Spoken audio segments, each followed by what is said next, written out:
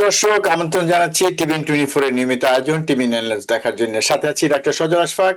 দর্শক, আপনারা জানেন আমাদের এই অনুষ্ঠানটি নিউ ইয়র্ক স্টুডিও থেকে সম্প্রচারিত হচ্ছে। দর্শক, স্বাস্থ্য বিষয়ক এই অনুষ্ঠানের প্রতিটি পর্বে আমরা একটি বিষয় নিয়ে কথা বলি এবং আমাদের সাথে থাকেন বিশেষজ্ঞ চিকিৎসক। আজকে আমরা আমাদের একটি বিষয় নিয়ে কথা বলবো, এ কারণে যেটি হৃদরোগ বিষয়ক, তবে দক্ষিণ এশীয় যে জনগোষ্ঠী আছে, বিশেষ করে বাংলাদেশি যে জনগোষ্ঠী আছে, তাদের মধ্যে হৃদরোগের প্রকোপ কেমন এবং সাম্প্রতিক কিছু গবেষণা আসছে এবং সেই গবেষণা কি বলছে, এগুলো নিয়ে আজকে আমরা কথা বলবো আজকের অতিথির সঙ্গে। দর্শক, আমাদের আজকের অতিথি ইন্টারভেনশনাল কার্ডিওলজিস্ট, নিউ ইয়র্ক থেকে আমাদের সাথে যোগ দিচ্ছেন ডাক্তার মঞ্জুর মোর্শেদ। আসুন পরিচিত হই ডাক্তার মঞ্জুর মোর্শেদের সাথে। ডাক্তার মঞ্জুর মোর্শেদ, আপনাকে স্বাগত জানাচ্ছি আমাদের আজকের এই আয়োজনে। ধন্যবাদ শ্রদ্ধেয়বাদন ডক্টর সজল আশফাক ভাই, আমাকে আমন্ত্রণ জানানোর জন্য। সেই সাথে সাথে টিভিএন 24 কর্তৃপক্ষকে অনেক অনেক সালাম এবং শুভেচ্ছা জানাচ্ছি, দর্শকবৃন্দকে সালাম এবং শুভেচ্ছা জানাচ্ছি। অনেক ধন্যবাদ ডাক্তার মঞ্জুর মোর্শেদ। ডাক্তার মঞ্জুর মোর্শেদ, আজকে আমরা যে বিষয়টি নিয়ে কথা বলতে চাই অবশ্যই হৃদরোগ, তবে যেসব গবেষণা এসছে এবং আপনার কাছ থেকেই শুনতে চাই সেই গবেষণা কি বলছে দক্ষিণ এশীয়, বিশেষ করে বাংলাদেশি জনগোষ্ঠী এবং আমাদের আশেপাশে যে দেশগুলো রয়েছে, বিশেষ করে পাকিস্তান, ভারত এবং অন্যান্য দেশ যেগুলো রয়েছে, সেখানে হৃদরোগের যে প্রকোপ সে বিষয়ক একটি গবেষণা হয়েছে। সেই গবেষণা কি বলছে সেই বিষয়টি আমরা একটু আলোচনা করতে চাই, তারপর ধীরে ধীরে তার পেছনের কারণগুলোতে যাব। আপনি যদি একটু ধারণা দেন আমাদেরকে। জি, ধন্যবাদ। জি, হৃদরোগ, প্রথমত হৃদরোগ হচ্ছে যে leading cause of death in world wide. এটা সারা বিশ্বেই এটা নাম্বার 1 কিলার। আপনারা সবাই জানেন, এটা শুধু যে আমেরিকা যে তা না, ইভেন বিশ্বের মধ্যে, এবং সেই ক্ষেত্রে আমাদের দেশও কিন্তু পিছিয়ে না, এবং ধরতে গেলে আমাদের দেশে আরো বেশি হয়তো হওয়ার সম্ভাবনা থাকে অনেক কারণে। আমরা সেগুলো ইনশাআল্লাহ আসবো ধীরে ধীরে। তবে যেই টপিকটার কথা ডক্টর সজল আশফাক ভাই বলেছেন যে সাউথ এশিয়ানদের মধ্যে হৃদরোগ কেন বেশি হচ্ছে, এটি নিয়ে আমরা আলাপ করব ধীরে ধীরে। তবে হ্যাঁ, রিসার্চে দেখা গিয়েছে যে আমেরিকানদের তুলনায়, হোয়াইটদের তুলনায় আপনার সাউথ এশিয়ানদের সবচেয়ে বেশি হৃদরোগ হয়ে থাকে। এটার অনেক কারণ আছে। এটাই হচ্ছে যে ফ্যাক্ট, যে যে আনফরচুনেটলি যে আমাদের দেশও, বাংলাদেশও এই সাউথ এশিয়ার মধ্যে অন্তর্ভুক্ত এবং অনেক হৃদরোগের ঝুঁকি আছে। জি জি, অনেক ধন্যবাদ। আপনি ঠিকই বলেছেন যে সাউথ এশিয়ানদের মধ্যেও আবার বাংলাদেশিদের মধ্যে ঝুঁকি সবচেয়ে বেশি। এটা অবশ্যই একটি আশঙ্কার বিষয়। তো আপনি যদি প্রথমে আমরা বলি যে অন্যান্য দেশের তুলনায়, সাদাদের তুলনায় এবং সাউথ এশিয়ান যেসব দেশ রয়েছে, তাদের মধ্যে বাংলাদেশিদের মধ্যে হৃদরোগের ঝুঁকি অনেক বেশি। এর কারণটা কি, আপনি কি মনে করেন? এটা কি কোনো জাতিগত বিষয় আছে, বা আমরা এভাবেই বেড়ে উঠেছি, জিনগত কোনো বিষয়, নাকি আমাদের পারিপার্শ্বিকতা, খাদ্যাভ্যাস, জীবনযাপন প্রণালী, কি কি বিষয়গুলো দায়ী, বা সবগুলোই দায়ী কিনা? জি জি এগেইন আপনি উত্তরটা অলমোস্ট বলেই দিয়েছেন যে আমাদের একটা জেনেটিক একটা কম্পোনেন্ট আছে। জিন এবং বয়স, আমরা এই দুটোকে কখনোই আমরা চেঞ্জ করতে পারবো না। এটি জেনেটিক কম্পোনেন্টই আমাদের সেরকম আছে, এবং বিভিন্ন ধরনের জিন আছে এখানে। অনেক ধরনের জিন আছে, PCSK9 বলেন, তারপর লিপোপ্রোটিন A বলেন, এইভাবে অন এন্ড অন, তারপর আপনার ক্রোমোজোম 21 বলেন, এই ধরনের অন এন্ড অন অনেক ধরনের জিন আছে। এবং এই জেনেটিক গুলোর কম্পোনেন্টের একটা মেইন কনক্লুশনটা হচ্ছে যে এটি হার্ট ডিজিজকে ত্বরান্বিত করে। তো এই যে একটা জেনেটিক প্রিডিসপোজিশন যেটা বলেছি, সেটির জন্য আমাদের সুগার লেভেলটা, ইনসুলিন রেজিস্ট্যান্স কার্যকারিতা আমরা অনেক সময় হারিয়ে ফেলি, যেটার জন্য আমরা ডায়াবেটিসে ভুগে থাকি। তারপর আমাদের যে বিভিন্ন ধরনের মেটাবলিক সিনড্রোম হতে পারে, সেগুলোর জন্য হতে পারে, সেগুলো জন্য আপনার এই হার্ট ডিজিজটা বেশি হতে পারে। তারপর আমাদের যে বডির যে মাসটা আছে, বডির যে ফ্যাট ডিস্ট্রিবিউশনটা আছে, আমাদের হাত পা কিন্তু সরু, কিন্তু পেটটা একটু হয়তো একটু ডিফারেন্ট শেপ, তো এটির জন্য হতে পারে। তারপর আমি যে বললাম যে লিপোপ্রোটিন A, এটি একটা জেনেটিক কম্পোনেন্ট, এটির জন্য হতে পারে। তারপর আপনার যে বিভিন্ন ধরনের যে ভাস্কুলার যে রিপেয়ার মেকানিজম আছে, সেটি যে এক ধরনের ডেফিসিয়েন্সি থাকলে এগুলোর জন্য হতে পারে। তো সাউথ এশিয়ানদের মধ্যে দেখা গিয়েছে যে যে জেনেটিক কম্পোনেন্টের সাথে সাথে আমাদের যে বিভিন্ন ধরনের অন্যান্য যে অন্য কিছু যে আছে, যেটা সজল ভাই বলেছেন যে পরিবেশগত কারণে হোক বা পারিপার্শ্বিকতার কারণে হোক, এগুলো কিন্তু আমাদের অনেক এফেক্ট করে থাকে। আমরা যে লাইফ স্টাইলে বড় হয়েছি, হ্যাঁ, আমাদের জি। ডায়েট, আমাদের যে হুম। স্ট্রেস, এনভায়রনমেন্টাল ফ্যাক্টর, যেমন আপনার এয়ার পলিউশন বলেন, পেস্টিসাইড বলেন, এগুলো সবই কিন্তু আপনার এফেক্ট করে থাকে আনফরচুনেটলি আমাদের দেশের উপর, দেশের মানুষের উপর, যার ফলে হার্ট ডিজিজটা জি। বেশি থাকে। জি জি, অনেক ধন্যবাদ ডাক্তার মঞ্জু মোর্শেদ। ডাক্তার মঞ্জু মোর্শেদ, আমি এই আপনি যেটা বললেন যে জেনেটিক বিষয়টা, এটা নিয়ে আরেকটু আপনার কাছ থেকে শুনতে চাই।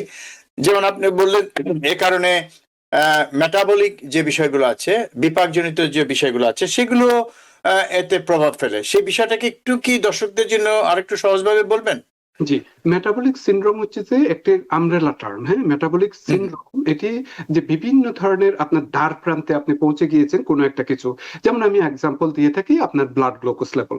আমরা সচরাচর ধরে নিতে, যাদের ডায়াবেটিস তো আছে আছে সেটি তো আমরা বুঝে গেলাম যে ডায়াবেটিস আছে। অনেকের ফাস্টিং ব্লাড গ্লুকোজ যখন 100 এর উপরে হয়ে যাবে, আমরা কিন্তু তখনও ডায়াবেটিস হয়তো না বলতে পারি, কিংবা প্রি ডায়াবেটিস আছে, হ্যাঁ, তখন সেটি একটা কিন্তু অংশ আপনার মেটাবলিক সিনড্রোমের।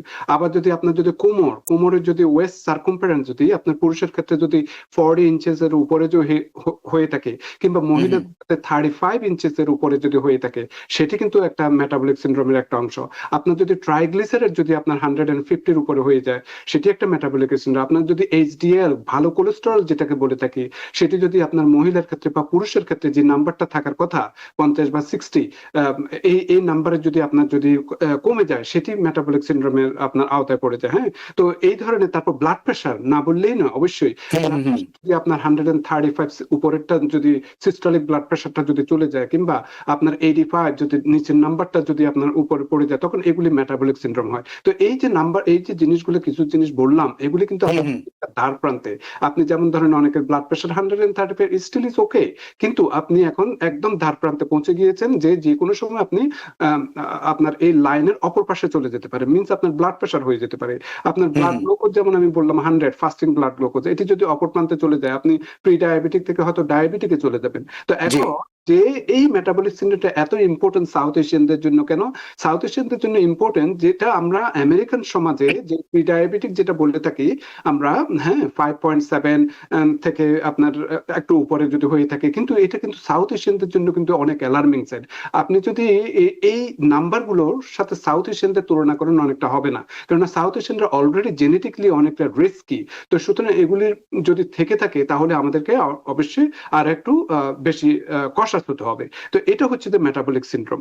আর আপনি যেটি প্রিডিসপোজিশন, জেনেটিক প্রিডিসপোজিশনের কথা বলছেন, সেটি আমি একটা PCSK9। PCSK9 এটা কি? এটা হচ্ছে যে আমাদের যে লিভারে যে আমাদের লিভারের কাজ কি? লিভারের কাজ হচ্ছে যে আপনার বিভিন্ন খারাপ জিনিসগুলোকে ডিটক্সিফাই করে ফেলা, শরীর থেকে মানে দূষিত জিনিসগুলোকে নষ্ট করে ফেলা। তো আমাদের শরীরে যখন কোলেস্টেরলটা জমা হয়ে থাকে, তারপর এই PCSK9 কিন্তু আপনার নিয়ে আসে আপনার লিভারে, যাতে এটা ডিটক্সিফ্যাট গুলোকে আপনার নষ্ট করে ফেলা যায়। কিন্তু এখন যদি আপনার PCSK9 এর উপর যদি কোনো প্রভাব ফেলে থাকে, PCSK9 এর যদি আপনার যদি সমস্যা দেখা দেয়, তখন আপনার এই ব্যাড কোলেস্টেরল, যেটা LDL কোলেস্টেরল বলতে কি, সেটার উপর প্রভাব পড়বে, আপনার লিপোপ্রোটিন এর উপর প্রভাব পড়বে। এগুলো এত গুরুত্বপূর্ণ কেন?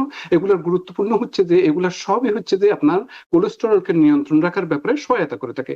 ইদানিং আপনারা শুনে থাকবেন, আমি জানি না পরবর্তীতে আসবেন কিনা ডক্টর সজল ভাই, লিপোপ্রোটিন এও কিন্তু খুবই খুবই একটা হার্ড টপিক হচ্ছে, যে এটির মাধ্যমে আপনি জানতে পারেন যে আপনার কি ধরনের জেনেটিক প্রিডিসপোজিশন আছে কিনা।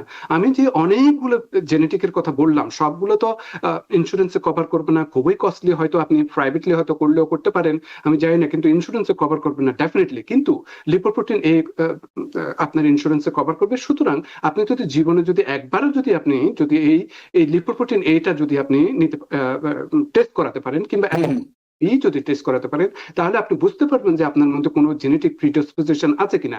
এটি করলে সুবিধাটা কি? এটি হচ্ছে যে আপনার ভবিষ্যতে হার্ট ডিজিজ হওয়ার কতটুকু আপনার গুরুত্ব আপনাকে বলে দিবে, ঝুঁকি আছে এটা বলে দিবে। তো এতে আপনি জানতে পারবেন যে হ্যাঁ, আপনার জেনেটিক কোনো একটা কারণ আছে। আপনি হয়তো অনেক সময় ফ্যামিলিগত কারণ যদি থাকে, যেমন আপনার আব্বা আমার হার্ট ডিজিজে হয়তো কোনো কিছু হয়েছে বা জি মারা গেছেন, কিংবা আপনার ভাই বোনের মধ্যে হয়েছে, তাহলে তো আপনি বুঝেই গেছেন যে কিছু না কিছু একটা আছে। অনেকের হয়তো আচ্ছা ফ্যামিলির মধ্যেও নাই, কিন্তু এই টেস্ট গুলো করালে আপনি জানতে পারবেন। তো এই দুইটি জিনিস আমি যেটা বলছি, জেনেটিক প্রিডিসপোজিশন বলেন, মেটাবলিক সিনড্রোম যেটির কথা বললাম, তারপর আপনার হুম নিজের শরীরের দিকে তাকান, আপনার বিএমআই দিকে তাকান, আপনার কোমরের সার্কামফারেন্সটা কত, আপনার কি প্যাড বড় হয়ে যাচ্ছে কিনা, আপনি এমনি কিন্তু ওজন কিন্তু ঠিক, আপনার হয়তো 70 কেজি আছে, ঠিক আছে, 170 পাউন্ড, ঠিক আছে, কিন্তু এটা ভালো নাম্বার, বা তার থেকে কম হলে ভালো নাম্বার। কিন্তু যদি ফ্যাট ডিস্ট্রিবিউশনটা যদি একটু ভিন্ন হয়ে থাকে, সেটিও কিন্তু আপনাকে কিন্তু মারাত্মক আচ্ছা রিস্কের মধ্যে ফেলে দিতে পারে। জি অনেক ধন্যবাদ। তার মানে হচ্ছে যে আমার হয়তো বিএমআই ঠিক আছে, উচ্চতা অনুযায়ী ওজন ঠিক আছে, কিন্তু দেখা যাচ্ছে যে আমার যে কোমরের যে যে বের যেটা সার্কামফারেন্স জি সেটা বেশি, মানে ওখানে চর্বি জমেছে, মানে সেই পয়েন্টটাও একটা আসলে সে ঝুঁকিপূর্ণ পয়েন্ট। জি সেটা আপনি যেটা মেটাবলিক সিন্ড্রোমের কথা বলছিলেন, মানে অনেকগুলো জিনিসের সম্মিলিত একটা মিলিয়ে একটা, আপনি যেটা বলছিলেন যে আমব্রেলার মতো অনেকগুলো জিনিস মিলিয়ে একটা ঝুঁকির সৃষ্টি করছে। এবং আপনি লিপোপ্রোটিনের কথা বলছিলেন, লিপোপ্রোটিন এ অনেক ঝুঁকির কথা বলে দেয়। তা আমার একটা প্রশ্ন সেটা নিয়ে, এটা কি শুধুমাত্র হার্ট অ্যাটাক বা হৃদরোগ জনিত ঝুঁকির কথাই বলে, নাকি এর সাথে আরো অন্যান্য রোগের ঝুঁকির কথাও এই লিপোপ্রোটিন থেকে জানা যায়? তো খুবই সুন্দর প্রশ্ন। যেহেতু আমি হার্ট স্পেশালিস্ট, এবং হুম হুম, যেহেতু আমরা লিপোপ্রোটিন, লিপিড, এটা লিপো মিন্স লিপিড, ফ্যাট এবং প্রোটিন। এবং হ্যাঁ, তো এই জিনিসটাই হচ্ছে যে সবচেয়ে মারাত্মক। কারণ আপনার যদি শরীরে যদি আপনার সুন্দর যে ভেসেল গুলো আছে, এটার হুম হুম, মসৃণতা যদি নষ্ট হয়ে যায়, যেমন আমি ভাস্কুলার রিপেয়ার ডেফিসিয়েন্সির কথা বলছি, তারপর সেটির যদি প্রবলেম পড়ে থাকে, বিশেষ করে যদি এই ফ্যাট গুলো যদি জমে, যদি আপনার ওই রাস্তাটাকে যদি সরু করে দেয়, তখন তো আপনার ব্লাড সার্কুলেশন হবে না। জি সার্কুলেশন না হলে আপনার হার্ট অ্যাটাক এবং স্ট্রোক মতো এগুলো ঝুঁকি থাকে, পেরিফেরাল আর্টেরিয়াল ডিজিজের মতো ঝুঁকি থাকে, বা অন্যান্য আরো যত আর্টারি জাতীয় প্রবলেম আছে সেগুলোর ঝুঁকি থাকে। তো সুতরাং এই এই মার্কারটা আপনাকে বলে দিবে যে হার্ট ডিজিজের জন্য। আমি এই মুহূর্তে জানি না যে অন্য আর কোনো ডিজিজের সাথে সম্পৃক্ততা আচ্ছা আছে, আচ্ছা, কিন্তু হুম হুম। অন্তত জানি যে এটা ডেফিনেটলি যে এগুলি ভাস্কুলার ডিজিজের উপর মারাত্মক প্রভাব ফেলে। জি অনেক ধন্যবাদ। তার মানে বিষয়টা কি এমন যে রক্তনালীর মধ্যে লিপোপ্রোটিন এ জমলে সেটা সেই পটটা যে মসৃণ হওয়ার কথা সেটাকে এবড়ো থেবড়ো করে দিচ্ছে, এবং সেই সাথে সেটা জমার কারণে রাস্তাটা সরু হয়ে যাচ্ছে, জি সেই কারণে রক্ত প্রবাহ স্বাভাবিকভাবেই ব্যাহত হবে। বিষয়টা তেমনই। তো অনেক ধন্যবাদ। তা আপনি যে কথা বললেন না যে একটু ভুঁড়ি আছে, ওজন উচ্চতা ঠিক আছে, সবই ঠিক আছে, কোলেস্টেরল লেভেল হয়তো মোটামুটি ঠিক আছে, মার্জিনাল, হ্যাঁ, হয়তো ফ্যামিলিতে ডায়াবেটিসের ইতিহাস আছে, তো এগুলি সবই জেনেটিক ফ্যাক্টর যেহেতু থাকে অনেক সময়। আপনি বললেন যে এ থেকে তো বেরোনোর পথ খুব সহজ না, কিন্তু জিন তো যেটা জানি যে এটা পরিবর্তিত হয়, তাই না? তো সেক্ষেত্রে আমরা এই ঝুঁকির মধ্যে আরো কত বছর থাকবো, নাকি আমাদের পরবর্তী প্রজন্ম কি চেষ্টা করতে পারে যে এই যে জেনেটিক যে ঝুঁকিগুলো আছে তা থেকে বেরিয়ে আসার জন্য তারা কি করতে পারে, যেটা করলে এই প্রভাবটা কমে আসবে? জি, খুবই সুন্দর প্রশ্ন। আপনি জেনেটিক, সর্বপ্রথম আমাদেরকে ডায়াগনোজ করতে হবে যে কি কারণে ডিজিজটা হচ্ছে, কি কি আচ্ছা, কারণ থাকতে পারে। যেগুলি হুম, আমরা চেঞ্জ করতে পারি, যেগুলি এনভায়রনমেন্টাল রিস্ক আছে, আমাদের লাইফস্টাইল আছে, এগুলো আমরা হুম হুম, ইনশাআল্লাহ ট্রিট করতে পারি। এবং ট্রিট করতে আপনি পারি। জানেন যে হার্ট ডিজিজ যদিও লিডিং কজ অফ ডেথ, কিন্তু এটা প্রিভেন্টেবল ডিজিজ। আপনাকে অনেক হ্যাঁ, সিম্পটম বলে দিবে, হ্যাঁ, কিন্তু এবং আগেভাগে আপনাকে সতর্ক করে দিবে, কিংবা আপনাকে কিভাবে চলতে হবে না চলতে হবে এগুলো বলে দিবে, এবং আপনি যথেষ্ট ভূমিকা পালন করতে পারেন যাতে আপনি প্রিভেন্ট করতে পারেন হার্ট ডিজিজ। তো আমরা যখন এই জেনেটিক মার্কার গুলো জানছি, প্রথমত যেহেতু কোন কোন জিনগুলো আপনার এই ধরনের প্রবলেম করছে সেটা জানতে হবে, এবং এরপরে এই জিনগুলোকে কিভাবে স্টপ করা যায়, কিভাবে হুম হুম, ম্যানিপুলেট করতে পারি সেটা করতে পারি। তো আমি অনেকগুলা জিন আছে, তার মধ্যে এখন যেহেতু লিপোপ্রোটিন এর কথা বলছি, সেটি একটা উদাহরণ দিই। যেমন আপনার কথার কথা, লিপোপ্রোটিন এ অনেক বেড়ে গিয়েছে। এখন যদি হুম আপনি কোলেস্টেরলের মেডিসিন খান, যেমন স্টাটিন বা রসুপস্টাটিন, অ্যাটোরবাস্টাটিন বা সিম্বাস্টাটিন, ব্লা ব্লা ব্লা, এই ধরনের অনেক ধরনের মেডিসিন আছে, কিন্তু এগুলো কিন্তু আপনার এই জেনেটিক মার্কারকে কিন্তু চেঞ্জ করতে পারবে না। তাহলে আমাদের প্রবলেমটা কোথায়? প্রবলেমটা তাহলে আমাদেরকে জেনেটিক মার্কারকে এমন ভাবে এটা করতে হবে যাতে পিসিএস কে, যে আমি যে জিনটা বললাম, সেটাকে যাতে আমাদেরকে ইনহিবিট করতে হবে, আমাদেরকে স্টপ করতে হবে, যাতে কোনো অবস্থাতেই আমার এই ব্যাড কোলেস্টেরল কোলেস্টেরলকে যাতে রক্তের মধ্যে যাতে ছড়িয়ে দিতে না পারে। সেই জন্য আমরা বলে থাকি PCSK9 ইনহিবিটর মেডিসিন দিলে তাহলে আপনার এই জেনেটিক কম্পোনেন্ট যদি বেশি থাকে তাহলে আপনি অলমোস্ট 90% আপনি এটা কমাতে পারবেন। 90% বলার কারণটা হচ্ছে যে যেহেতু এটা জেনেটিক জাতীয় কারণ, সেটি হচ্ছে কারণে, এটা জিনগত কারণে হয়ে থাকে। 10% হচ্ছে যে অন্য কারণে। এখন লিপোপ্রোটিন এটা যদি বেশি হয়ে থাকে, তখন আমি PCSK9 ইনহিবিটর যেমন রিপাতা, পোরল্যান্ড আপনি এভরি 2 উইকস বা 1 উইক এভাবে দেওয়া যেতে পারে। তারপর ইনক্লিসারিন যেটি এভরি 6 মান্থস দেওয়া যেতে পারে। তো এটি কি হয়, এটি আপনার দেখবেন লিপোপ্রোটিন এটা আপনার অলমোস্ট 50% আপনার কমে গিয়েছে। এবং এটা কিভাবে বুঝবেন, আপনার যে লিপিড মার্কারটা আপনার ডাক্তার সাহেবেরা যে মাপবেন, সেটি দেখবেন যে আপনার ব্যাড কোলেস্টেরল আপনার অলমোস্ট 50% আপনার কমে গিয়েছে। এটি কিন্তু খুবই যুগান্তকারী পদক্ষেপ। তো বিশেষ করে যাদের আপনার করোনারি স্ট্যান্ট আছে বা হার্ট ডিজিজ আছে বা বাইপাস হয়ে গেছে, তাদের ক্ষেত্রে কিন্তু অনেক অ্যাগ্রেসিভলি কিন্তু ট্রিট করতে হয়। তো এটি কি ফ্যামিলিগত কারণ বা সেটা আপনি ইনভেস্টিগেট করতে পারেন, কিন্তু আমরা যদি জানি যে এটা জেনেটিক মার্কার, তাহলে আমরা কি করতে পারি, তাহলে আমরা এই PCSK9 ইনহিবিটরটা দিতে পারি আপনার এই টিপিক্যাল আপনার স্টার্টিন মেডিকেশনের পরিবর্তে।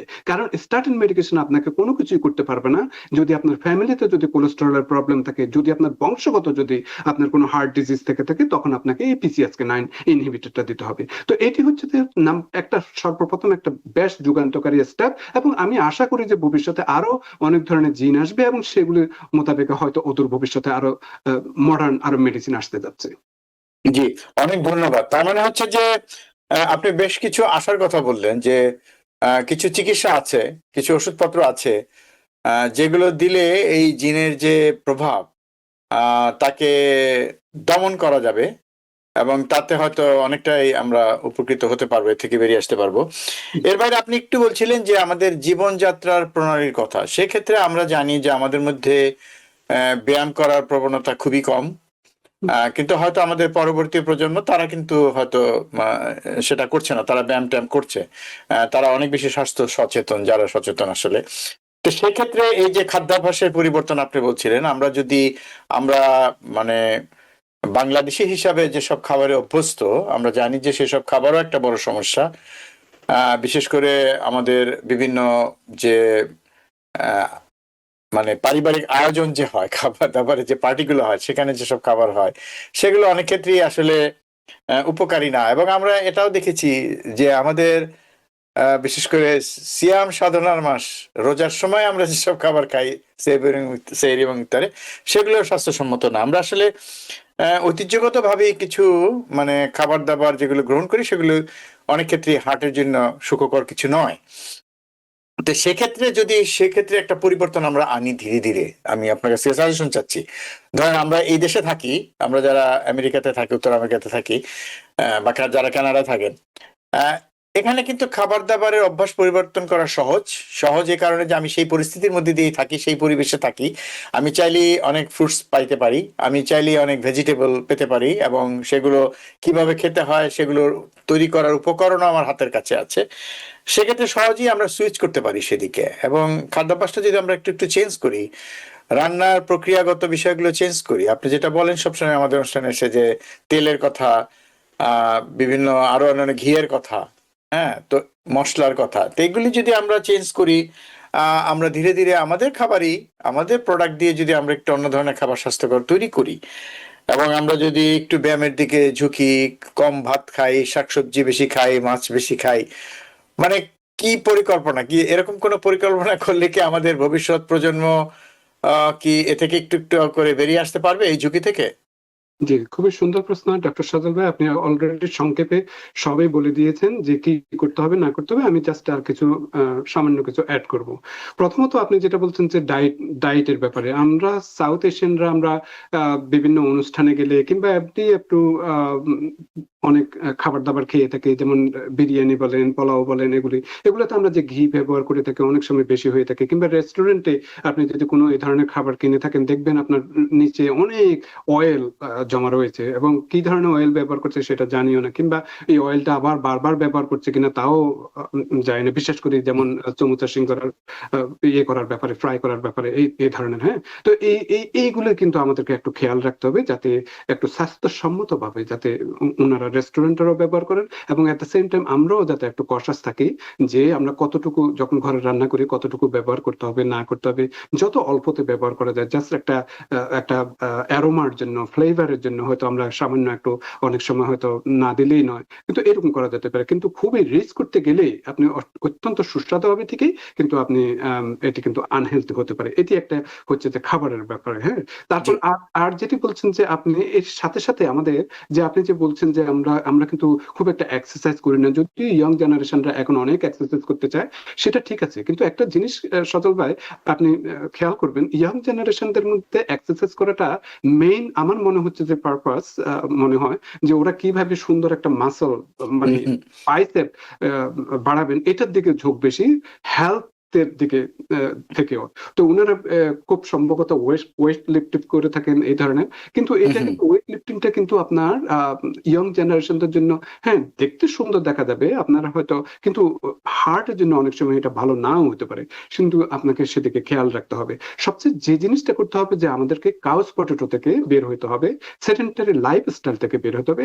আপনাকে যে জিমে যেতে হবে সেরকম না, আপনি প্রয়োজনে হাঁটেন, আপনি 45 মিনিটস এভরিডে হাঁটেন, যদি একটু ইন্টারভ্যাল ওয়াকিং যদি করতে পারেন, যেমন ধরেন 2-3 মিনিট একটু জোরে হাঁটলেন বা দৌড়ালেন, তারপর আস্তে আস্তে হাঁটলেন, আবার 2-3 মিনিট জোরে হাঁটলেন বা দৌড়ালেন, আবার আস্তে হাঁটলেন, এইভাবেও করতে পারেন। কিংবা আপনি যদি সেটাও যদি সম্ভব না হয়ে থাকে, যদি বয়সের কারণে হোক কিংবা আর্থ্রাইটিসের কারণে হোক, প্রয়োজনে আপনি বসে বসে আপনি 5 মিনিট একটু হাঁটেন, তারপর বসেন, আবার 5 মিনিট হাঁটেন। এটি কিন্তু অ্যাকুমুলেটেড, আপনাকে কিন্তু এমন না যে হ্যাঁ আপনি 5 মিনিট করলেন আপনার বসে গেলেন আর হচ্ছে না, এরকম না যে আপনি মানে আধা ঘন্টা যদি এইভাবে যদি সিস্টেমের মধ্যে রাখতে পারেন তাহলে এটা বেটার। আর যারা মোটামুটি একটু হেলথ কনসিয়াস তারা তো আপনার 150 মিনিটস বলে থাকি আমরা পার উইক, যদি মডারেট এক্সারসাইজ করে থাকি কিংবা রিগোরাস এক্সারসাইজ মিন্স খুবই মানে পরিশ্রমী এক্সারসাইজ যদি আমরা 75 মিনিটস করে থাকি সেটা তো বেস্ট, এরকম আর কি। হ্যাঁ, তারপর এছাড়াও আপনার যে ঘরের মধ্যে আমরা যে যত ধরনের কাজ করে থাকি, অনেক সময় আমরা ঘরে কোনো কাজকর্ম না থাকলে সোফাতে বসে শুধু স্ক্রল করে থাকি, কিন্তু এইদিক সেদিক নাড়া চাড়া হাঁটা হুটা সিঁড়ি বাড়া এগুলোও কিন্তু অনেক এক্সারসাইজের মধ্যে পড়ে যায়। তো সুতরাং এগুলো যদি আপনি করেন তাহলে আপনার অনেক শরীর ভালো থাকবে। মেইন কথাটা হচ্ছে যে আপনাকে বসে থাকতে যাতে না হয় সেদিকে খেয়াল রাখতে হবে, কারণ বসে থাকলে আপনার পেট বেড়ে যাবে, বসে থাকলে আপনার এই যে ওয়েস্ট সার্কামফারেন্সটা বেড়ে যাবে, যেটা আমরা কিছুক্ষণ আগেই বললাম যে এটা মেটাবলিক সিনড্রোমের মধ্যে পড়ে যায় এবং হার্ট ডিজিজের ব্যাপারে যথেষ্ট প্রভাব ফেলে থাকে। এছাড়া আমি যেটা বলবো স্ট্রেসটা সাউথ এশিয়ানদের মধ্যে সবচেয়ে বেশি, ইদানিং তো স্ট্রেসটা আরো বেড়ে গিয়েছে, বিশেষ করে যারা আপনার হয়তো কোনো ন্যাশনালিটির ব্যাপারে চিন্তা ভাবনা করতেছেন, ডোনাল্ড ট্রাম্পের আইস বা ইত্যাদির ব্যাপারে আরো স্ট্রেসটা বেড়ে গিয়েছে। তাছাড়াও আমরা যারা সিটিজেন কিংবা গ্রিন কার্ড হোল্ডার তাদের ক্ষেত্রে স্ট্রেসটা অনেক বেশি, সেটা পারিবারিক কারণে হোক, সেটি আপনার বিভিন্ন কর্মক্ষেত্রে হোক, ঠিকমতো ইকোনমিক্যাল ব্যাপারে হোক, তারপর ছেলে পেলে সংসার সবকিছু নিয়ে একটা স্ট্রেস আছে এবং থাকবেই, কিন্তু এই স্ট্রেসটাকে কিভাবে মিনিমাইজ করা যেতে পারে সেদিকে কিন্তু অনেক খেয়াল রাখতে হবে। এটি অনেক প্রভাব ফেলে থাকে হার্টের। কারণটা হচ্ছে যে স্ট্রেস ইকুয়াল আমি বলবো যে কর্টিসল। সজল ভাই আপনি জানেন কর্টিসল স্ট্রেস হরমোন এবং এটি একটা ভিশাস সাইকেল। আপনার স্ট্রেসের দরকার আছে, আমি বলছি যে যেমন ধরুন আপনি একটা বাঘ দেখলেন, যেমন আপনার হঠাৎ করে আপনাকে একটু দৌড়াতে হবে, একটা স্ট্রেস না হলে আপনি দৌড়াতে পারবেন না, স্ট্রেস না হলে আপনার ফ্লাইট এন্ড ফাইট রেসপন্স করতে পারবেন না। কিন্তু যখন ক্রনিক আকারে ধরা দেয় প্রতিদিন এই ব্যাপারে, এটি কিন্তু ক্রনিক ইনফ্ল্যামেটরিতে সৃষ্টি হয়ে থাকে এবং এটির প্রবলেমটা তখন আপনার প্রভাব ফেলে আপনার ডায়াবেটিসের উপর, ব্লাড প্রেশারের উপর, সবই বেড়ে যাবে, কোলেস্টেরলের উপর এবং অলমোস্ট হার্টের উপরও প্রভাব ফেলবে এবং পরবর্তীতে হার্ট অ্যাটাক হওয়ার সম্ভাবনা থাকে। জি জি, অনেক ধন্যবাদ। আপনি ঠিকই বলেছেন যে স্ট্রেস আমাদের কমিউনিটির মধ্যে স্ট্রেসটা একটু বেশি, কারণ হচ্ছে যে বিশেষ করে পারিবারিক যে স্ট্রেসটা, কারণ আমরা আসলে একসাথে থাকতে চাই এবং আমরা পরিবারবদ্ধ হয়ে বা সমাজবদ্ধ হয়ে থাকতে ভালোবাসি, যে কারণে আমাদের বন্ধু বান্ধব, আত্মীয় স্বজন, নিজের পরিবারের ভাই বোন, সন্তান, স্ত্রী, তো স্বামী, তো এদের মধ্যে বন্ধনটা এত বেশি দৃঢ় যে কারণে এদের কারো কোনো সমস্যা হলে বা আমাদের যেই কালচার তার সাথে সামঞ্জস্যপূর্ণ না হলেই আমরা একটা স্ট্রেসে পড়ে যাই, এবং আমরা সহসা সেই স্ট্রেস থেকে বেরোতে পারি না, কারণ আমরা খুবই মানে প্রত্যেকের সাথে প্রত্যেকে খুব ওতপ্রোতভাবে সম্পৃক্ত। এই কারণে স্ট্রেসটা আমাদের বেশি। আমরা আসলে এই পাশ্চাত্যের যে জীবনধারা, তারা যেমন একা একাই চলে এবং খুব বেশি পরিবারের মধ্যে সম্পর্কটা একটা সময় তাদের মধ্যে ততটা দৃঢ় থাকে না, তারা অনেকটা নিজের মতো করে চলে, সেক্ষেত্রে তাদের এক ধরনের স্ট্রেস হয়তো কম, সে কারণে আমি জানি না, ঠিক হতে পারে, এটা আমার মনে হচ্ছে। জি তা আমাদের মধ্যে এই কারণে একটা বাড়তি স্ট্রেস কিন্তু আছে পরিবার এবং সমাজ নিয়ে। আপনি এটা বলেছেন যে এখানকার অবস্থান, যারা মিগ্রেন্ট, বর্তমান যে ডোনাল্ড ট্রাম্প সরকারের সাথে যে বিষয়গুলো চলছে সেগুলো, এবং আমাদের দেশের রাজনৈতিক প্রেক্ষাপট নিয়ে যারা ভাবেন, তাদের মধ্যে এক ধরনের স্ট্রেস কাজ করে। কাজে অনেক বিষয় আছে, আমরা বেশি ভাবি।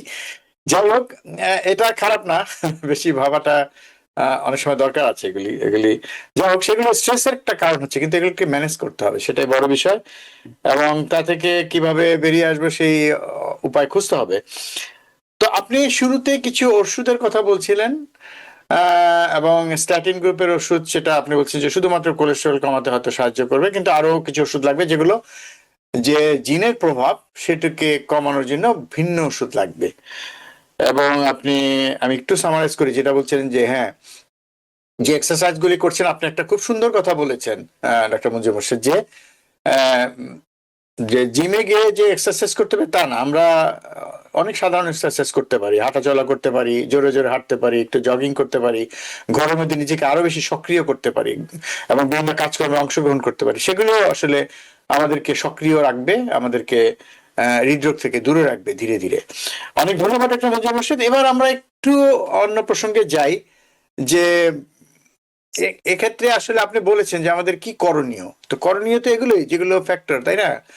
তো এর বাইরে আপনি শুরুতে বলেছেন যে ডায়াবেটিসের কথা, এবং ডায়াবেটিসের প্রকোপ অনেক বেশি, উচ্চ রক্তচাপ, যেগুলো হার্ট অ্যাটাকের ঝুঁকিকে বাড়িয়ে দেয়। তো এক্ষেত্রে আসলে এই যে পরিস্থিতি আপনি বললেন যে আমরা একটা ঝুঁকির মধ্যে আছি, মানে এই ঝুঁকি থেকে আমরা কিভাবে বেরিয়ে আসবো, আপনি কি কি পরিকল্পনা দিতে পারেন আমাদেরকে? আপনি যদি ছোট ছোট করে ভিন্ন ভিন্ন পরিকল্পনা দেন, তাহলে মনে হয় যে দর্শকদের সুবিধা হবে, এবং তারা সেভাবে জিনিসটাকে হয়তো কাজে লাগাতে চেষ্টা করবেন। জি, খুবই সুন্দর প্রশ্ন। ডায়াবেটিস ওয়ার্ল্ড ওয়াইড এটা একটা এপিডেমিকে পরিণত হয়েছে, এবং বিশেষ করে বাংলাদেশের ক্ষেত্রে তো একদম আরো বেশি। এটি অ্যাগেইন লাইফস্টাইলের জন্য, আমরা যেভাবে ভাত খেয়ে থাকি, আমাদের ভাত না হলে যেন চলে না, সেটির ব্যাপারে। তারপর আমরা যে বিভিন্ন ধরনের মানে পরোটা খেয়ে থাকি, এই ধরনের ফ্লাওয়ার জাতীয় জিনিসগুলো খেয়ে থাকি, তো এগুলা কিন্তু আমাদেরকে অনেক রিস্কি করে ফেলে। তো এখন আমি প্রথমে বলি যে প্রি ডায়াবেটিস যেটা হয়ে থাকে, আমরা যে A1C মেপে থাকি, হিমোগ্লোবিন A1C, গ্লাইকোজ যে A1C আমরা মেপে থাকি, সেটি আমাদের আমেরিকাতে যে 5.7 যদি হয়ে থাকে কিংবা একটু উপরে গেলে, এটা আমরা এটাকে প্রি ডায়াবেটিস বলে থাকি। তার মানে কি, আমাদের বাংলাদেশে যদি আমরা এখন যদি কাউকে যদি 5.7 দেখি, তাহলে সেটিকে আমরা কি নর্মাল বলবো? কিংবা 5.6 যদি দেখি, সেটিকে আমি নর্মাল বলবো? এগেন আমি আগেও বলেছি যে আমেরিকানদের সাথে বাংলাদেশিদের একই পাল্লায় মাপা উচিত হবে না, কারণ আমাদের জেনেটিকটা একটু ভিন্ন ধরনের। তো সুতরাং যাদের আপনার এই A1C-টা আপনি যখন দেখবেন 5.7, তখন আপনাকে ধরে নিতে হবে যে উনি অলরেডি প্রি ডায়াবেটিকে পড়ে গিয়েছেন। এবং এটি কেন অ্যালার্মিং সাইন? এটি অ্যালার্মিং সাইন এই জন্য যে আপনি যদি এখন থেকে যদি কন্ট্রোল না করে থাকেন, সেটি তাহলে পরবর্তীতে ডায়াবেটিসে ভুগবেন, কিংবা পরবর্তীতে অন্যান্য রোগে ভুগবেন, বিশেষ করে হার্ট ডিজিজের উপর। হ্যাঁ, হার্ট ডিজিজ, সেখানে আপনার ব্লাড প্রেশার, স্ট্রোক, এগুলো। হার্ট ডিজিজ যখন আমি বলবো, এটা কার্ডিওভাস্কুলার ডিজিজ, এবং স্ট্রোক এবং হার্ট ডিজিজ দুটোটা একসাথে আমি বুঝাচ্ছি। তো এই ক্ষেত্রে যেটি আপনি বলেছেন যে কি করতে পারেন, সর্বপ্রথম আপনাকে অবশ্যই আপনার লাইফস্টাইলটা আপনাকে ইয়ে করতে হবে, চেঞ্জ করতে হবে। লাইফস্টাইলটা কিরকম চেঞ্জ? যেমন আপনার ওজনটা ঠিক আছে কিনা আপনি দেখবেন। সুতরাং ওজন যদি ঠিক না থাকে, আপনাকে অবশ্যই ওজনের দিকে একটু খেয়াল রেখে কিভাবে ওজনটা কমাতে হবে সেদিকে খেয়াল রাখতে হবে। আপনার লাইফস্টাইলে আপনি কি করতেছেন? আপনি কি সেডেন্টারি লাইফস্টাইল? হ্যাঁ, আমরা অনেক সময় কর্মক্ষেত্রে আমরা বসে বসে কাজ করে থাকি, দ্যাটস ওকে। আমরা হয়তো অনেক সময় উবার বা ট্যাক্সি চালিয়ে থাকি, দ্যাটস ওকে। কিন্তু আপনাকে সাথে কিন্তু আপনাকে নড়াচড়া কিভাবে করতে হবে, এক্সারসাইজ করতে হবে, সেগুলো করতে হবে। তারপর আপনি কি রকম খাবার দাবার খাচ্ছেন? আপনি কি ব্রাউন রাইস খাচ্ছেন, নাকি হোয়াইট স্ট্রেস খাচ্ছেন, আপনি কি কুইনোয়া খাচ্ছেন, এগুলো কিন্তু খেয়াল রাখতে হবে। কারণ কোনগুলোতে আপনার ক্যালোরি বেশি, কোনগুলোতে কার্বোহাইড্রেট বেশি, এগুলোর দিকে খেয়াল রাখতে হবে। আপনি খাওয়া দাওয়ার ব্যাপারে পরোটা সবারই পছন্দ, ঘি দিয়ে ইয়ে দিয়ে, কিন্তু কিন্তু যখন আপনার এই ধরনের হবে তখন আপনাকে একটু খেয়াল রাখতে হবে যে এখন আমার মনে হয় সময় এসেছে এখন আপনার ব্রাউন আটার মানে রুটি খাওয়ার ব্যাপারে, বা আপনি যখন ব্রেড কিনবেন তখন হোয়াইট বা পটেটো ব্রেড না কিনে আপনার ব্রাউন ব্রেডটা কিনা যায় কিনা, এই ধরনের আপনি করতে পারেন। তারপর আপনি খাওয়া দাওয়ার ব্যাপারে আপনি হয়তো অনেক সময় পরিশ্রমের কারণে হোক বা যেটাই হোক আপনি হয়তো দিনের 3 বার খেতেন, এখন আপনার সময় এসেছে আপনি কি দিনে 2 বার খাবেন না 1 বার খাবেন, সেটি নিয়েও আমি আলাদা অন্য সময় বলতে পারি। কিন্তু এই যে আপনাকে কিন্তু কমাতে হবে। আপনি ইন্টারমিটেন্ট ফাস্টিং করতে পারেন, আপনি হয়তো দিনে 1 বার খেতে পারেন এবং এর সাথে সাথে আপনি ছোটখাটো স্ন্যাক খেতে পারেন, এই ধরনের ইয়ে করতে পারেন। তো আমি যে এখন যে বললাম যে আপনার খাওয়া দাওয়ার ব্যাপারে, এক্সারসাইজের ব্যাপারে, তারপর স্ট্রেসের ব্যাপারে অবশ্যই কিন্তু খেয়াল রাখতে হবে। স্ট্রেস আমি আগেও বলেছি, স্ট্রেসটা কিন্তু সেটা আপনার প্রেয়ারের মাধ্যমে হোক, মেডিটেশনের মাধ্যমে হোক, আপনাকে একটা সময় দিতে হবে যে কিভাবে আপনার স্ট্রেসটা কমানো যায়। তো সুতরাং সেই সমস্ত ব্যাপারে আপনাকে খেয়াল রাখতে হবে। আপনি ঠিকই বলেছেন যে স্ট্রেসের ক্ষেত্রে আসলে আমরা অনেক সময় ভুলে যাই। আমরা যার যার যে ধর্ম আছে এবং সেই অনুযায়ী যদি আমরা প্রার্থনা করি, সেটা কিন্তু একটা বড় একটা বিষয়, কিন্তু সেটা একটা বড় আশ্রয়স্থল এই স্ট্রেস কমানোর জন্য। এটা আমরা অনেক সময় ঠিক অনুধাবন করি না, এবং সেক্ষেত্রে অনেক কিছু মেনে নেওয়ার একটা ক্ষমতা তৈরি হয় শরীরে, এবং তা থেকে স্ট্রেসটা আসলে কমে যায়। অনেক ধন্যবাদ ডাক্তার মঞ্জুর মোর্শেদ। ডাক্তার মঞ্জুর মোর্শেদ, একটা ছোট্ট প্রশ্ন করি। আপনি বলছিলেন যে আমাদের অনেক বিষয় আছে, তা আমাদের দেশে কিন্তু মানে আমাদের দেশের লোকদের মধ্যে কিন্তু স্মোকিং এর হার একেবারে কম না, এবং একই সাথে আমরা যদি বলি যে পান, জর্দা, সুপারি এগুলোর একটা বিষয় আছে, এবং তৈলাক্ত খাবারের বিষয় আছে। এই বিষয়গুলো তো আছে, এগুলো তো কি মানে একটা বড় ফ্যাক্টর মানে এক্ষেত্রে, মানে আমরা মনে হয় এই জিনিসটা একটু বাদ দিয়ে গেছি। একটু যদি বলেন ছোট্ট করে। খুবই খুবই খুবই ইম্পর্টেন্ট প্রশ্ন, সময় উপযোগী প্রশ্ন। জি, স্মোকিং স্মোকিং ইকুয়াল, এটা কি বলবো, এটা একটা টক্সিক পদার্থ। তো সুতরাং স্মোকিং শরীরে ক্ষতি করে না যে এমন কোনো কিছু নাই। তো সুতরাং এটা কার্ডিওভাস্কুলার উপর যথেষ্ট প্রভাব ফেলে থাকে, এবং অবশ্যই এটাকে এই ব্যাড হ্যাবিটটাকে আপনাকে দূরে রাখতে হবে। এবং সেই সাথে সাথে আমি একটু করে বলে থাকি, অনেকে মনে করেন যে আমি কি স্মোকিং করছি না, আমি এখন বেপিং করছি। বেপিংটা তো এটা হার্মফুল না, কিন্তু বেপিং অনেক হার্মফুল, অলমোস্ট সেম হার্মফুল। সুতরাং বেপিং থেকে আপনাকে দূরে থাকতে হবে। সুতরাং মারিওয়ানা, বেপিং এগুলো থেকে দূরে থাকতে হবে। তারপর জর্দা বা এগুলিও আমরা বিভিন্ন রিসার্চে দেখেছি অনেক ধরনের অসুখ হয়ে থাকে, অনেকের লিভার ডিজিজ হয়ে থাকে, বা অন্যান্য আরো অনেক মাউথ ক্যান্সার হতে পারে, নাসোফ্যারিঞ্জিয়াল ক্যান্সার হতে পারে। এগুলি আপনি যেহেতু ইএনটি ডাক্তার, আপনি আরো ভালো জানেন। তো সুতরাং এগুলোর ব্যাপারেও আমাদেরকে সতর্ক থাকতে হবে, যে সমস্ত জি। জিনিসগুলো আমাদের শরীরে ক্ষতি করে থাকে। সুতরাং সে সমস্ত জিনিস থেকে আমাদেরকে অবশ্যই দূরে থাকতে হবে। জি, অনেক ধন্যবাদ ডাক্তার মঞ্জুর মোর্শেদ। আমরা খুব সুন্দরভাবে আমাদের আলোচনা এগিয়ে নিচ্ছি বলে আমি মনে করছি। দর্শক, সময় হলো বিরতি নেবার। বিরতির পর আবার ফিরে আসবো অনুষ্ঠানে, আশা করি আমাদের সাথে থাকবেন। দর্শক, বিরতির পর আবার ফিরে এলাম অনুষ্ঠানে। আপনারা দেখছেন টিবিএন ওয়েলনেস, সাথে আছি ডাক্তার সজল আশফাক। আমাদের আজকের অতিথি নিউ ইয়র্ক থেকে আমাদের সাথে যোগ দিচ্ছেন প্রথিতযশা ইন্টারভেনশনাল কার্ডিওলজিস্ট ডাক্তার মঞ্জুর মোর্শেদ। ডাক্তার মঞ্জুর মোর্শেদ, আমরা কথা বলছিলাম যে সাউথ এশিয়ানদের মধ্যে হৃদরোগের ঝুঁকি কেন বেশি, এবং তার কারণগুলো আমরা শুনেছি, কিভাবে প্রতিরোধ করা যায় সেগুলো শুনেছি, এবং আরো অনেক বিষয় শুনেছি যে যেগুলো আমরা চাইলে সেই চিকিৎসাগুলো যদি নেই সেক্ষেত্রে এটা অনেক ক্ষেত্রে আমরা প্রতিরোধও করতে পারবো, এবং অনেক ক্ষেত্রে এর প্রকোপও কমিয়ে আনতে পারবো। তো এর মধ্যে অনেক বিষয়গুলো এসছে, আমাদের জীবনযাত্রার কথা এসছে, কিভাবে আমরা স্ট্রেস ম্যানেজ করব সেই বিষয়গুলো এসছে, লাইফস্টাইল চেঞ্জের কথা এসছে, সাধারণ ব্যায়ামের কথা এসছে। আরো কিছু বিষয় একটু আলোচনা করতে চাই। আপনি কি মনে করেন যে আমাদের মধ্যে লবণ খাওয়ার প্রবণতা বেশি, বা ভেজিটেবল খাওয়ার প্রবণতা কম, এই বিষয়টা আছে কিনা আমাদের মধ্যে? আরেকটা হচ্ছে যে আমি 3টা বিষয়, আরেকটা বিষয় আমার কাছে মনে হচ্ছে যে ওষুধ গ্রহণের ব্যাপারে আমাদের এক ধরনের অনীহা আছে। আমরা প্রথমে চাই যে যদি ব্যায়ামের কথা বলা হয় যে ওষুধ দেন, তা আবার যখন ওষুধ দেওয়া হয় তখন দেখা যায় সেই ওষুধগুলো আমরা ঠিক আবার নিয়মিত গ্রহণ করি না। বিশেষ করে হাইপার টেনশনের ক্ষেত্রে এবং কোলেস্টেরলের ক্ষেত্রে আমরা ওষুধ গ্রহণেও আমার মনে হয় যে এক ধরনের কি বলা যায়, একটা এক ধরনের অনীহা আছে। মানে অনীহা মানে কি, এটা ঠিক আমরা সিরিয়াসলি নেই না, এই ওষুধগুলি খুব মাঝে মাঝে আমরা মনে হয় যে এটা না হলেও চলে এমন একটা বিষয়। তো এই তিনটা বিষয় নিয়ে যদি একটু বলেন, আমাদের হাতে খুব বেশি সময় নেই, 5 মিনিটের মতো সময় আছে। জি, জি। খুবই সুন্দর প্রশ্ন। প্রথমে আমি লবণের কথা বলবো। লবণ আমাদের শরীরের জন্য দরকার আছে। আমাদের ইলেকট্রোলাইট হোমিওস্ট্যাসিস এর জন্য এটা দরকার আছে। কিন্তু হুম প্রবলেমটা হচ্ছে যে যদি বেশি লবণ আপনি খেয়ে থাকেন তাহলে এটা প্রবলেমেটিক হয়ে যায়। কিরকম? লবণটা হচ্ছে যে আপনার শরীরে যা পানি আছে সেগুলোকে শোষণ করে নেবে, আপনার ভালো পানিগুলোকে। তখন এটা কি হবে? বডিটা ফুলে যাবে। অনেক যখন দেখবেন আপনার পায়ে পানি চলে আসছে, যাদের হার্ট ফেলিয়ার হচ্ছে সেটা অনেক খারাপের দিকে যাচ্ছে, কারণ এটা ওয়াটার ওভারলোড হয়ে যাচ্ছে। হ্যাঁ, তো সুতরাং লবণটাকে আপনাকে মিনিমাইজ করতে হবে। তো এই লবণটা মিনিমাইজ করার ব্যাপারে সাধারণত আমেরিকান কলেজ অফ কার্ডিওলজি বলেছেন তা আপনার 1.5 গ্রাম থেকে আপনার নিচে হতে হবে দিনে।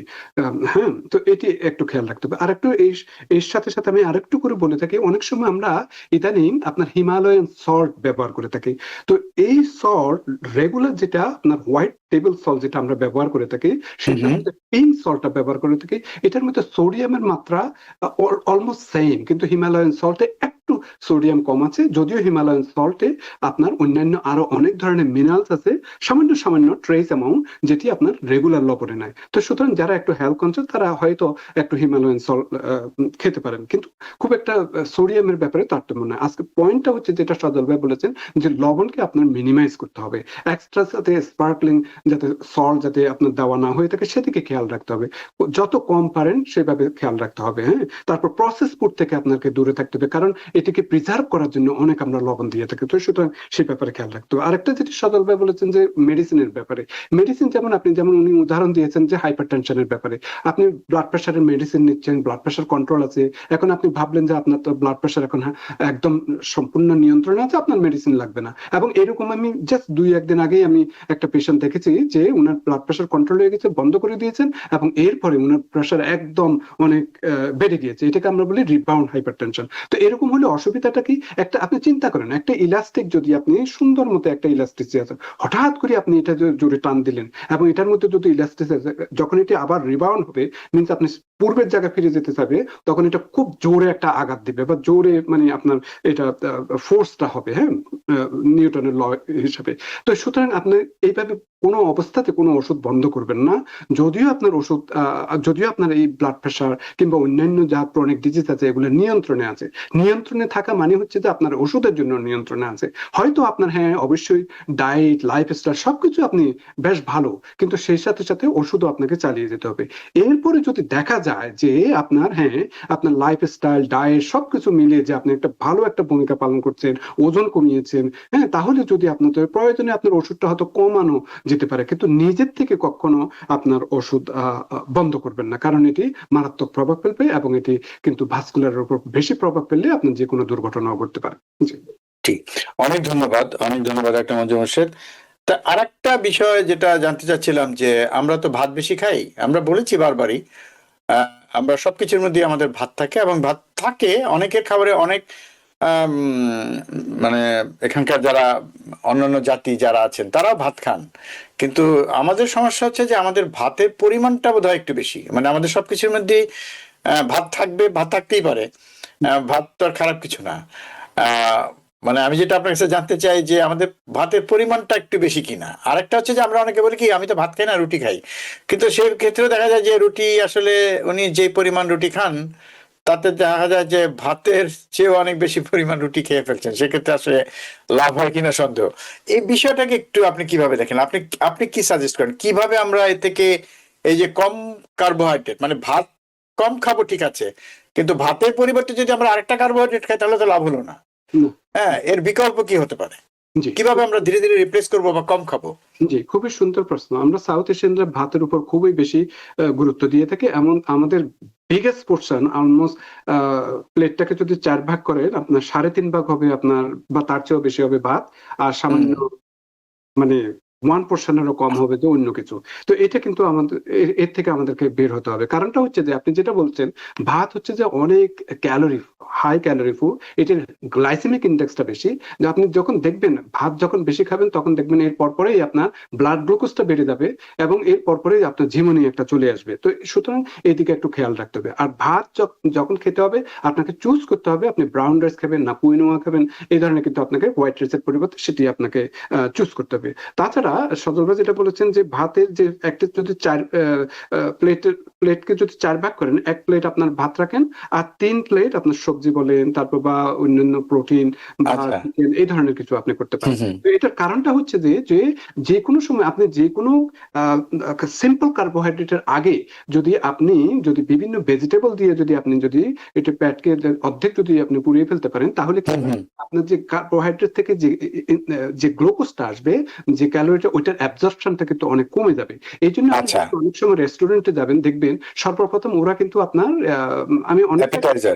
দেখি অ্যাপেটাইজার হিসেবে ধরুন অনেক সালাদ দিয়ে থাকে। তো এটি কিন্তু ভালো উদ্যোগ। আবার অনেক সময় ওরা ব্রেডও দিয়ে থাকে, সেটি আপনি হ্যাঁ, সেটি একটা জিনিস। আরেকটা জিনিস হচ্ছে যে রুটি যদি ভাতের পরিবর্তে যদি আপনি রুটি খান, সেই যেটা ডক্টর সজল ভাই বলেছেন যে অনেকগুলো রুটি খেয়ে গেলে কোনো লাভ হবে না।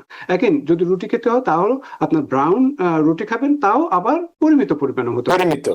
সেটা একটা জিনিস। আরেকটা জিনিস না বললেই নয় যে কখনো আপনি সুগার জাতীয় জিনিস, যেমন আমরা অনেক সময় ফিন্নি বা যে পায়েস বা যেটাই বলি না কেন, যে কোনো সুগার জাতীয় জিনিস আগে খাবেন না যদি আপনার পেট যদি খালি থাকে। কারণ সুগারটা যখন খালি পেটে খাবেন তখন আপনার এটি এত বেশি অ্যাবজর্ব হয়ে থাকে এবং ব্লাড সুগার এত বাড়িয়ে ফেলে পরবর্তীতে এটা কিন্তু মারাত্মক ক্ষতি করে ফেলে। হ্যাঁ, তো এই জন্য আপনার যখন কোনো ধরনের যদি সামান্য জি। হয় সেটি একদম সম্পূর্ণ খাবারের পরে খাবেন। আপনি প্রথমত আপনার ফল, শাক, সবজি, এগুলি প্রোটিন এগুলো দিয়ে পুরাবেন, তারপর আপনার কার্বোহাইড্রেট, তারপর সামান্য একদম লাস্টে হয়তো একটু সামান্য একটু সুইট খেতে। এখন সুইটটা ডিপেন্ড করে আপনার ডায়াবেটিস কিরকম, কি পরিমাণ খেতে হবে। জি।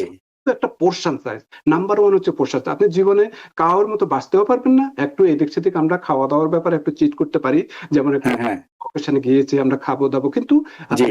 খেয়াল রাখতে হবে। আপনি বুফে গেলেন, অবশ্যই। সমস্ত খেয়ে ফেললেন, তারপর হার্ট অ্যাটাক করে পড়ে রইলেন, এটা এরকম। এক্স্যাক্টলি। সেটাই। অনেক ধন্যবাদ ডক্টর মঞ্জুর মুর্শেদ।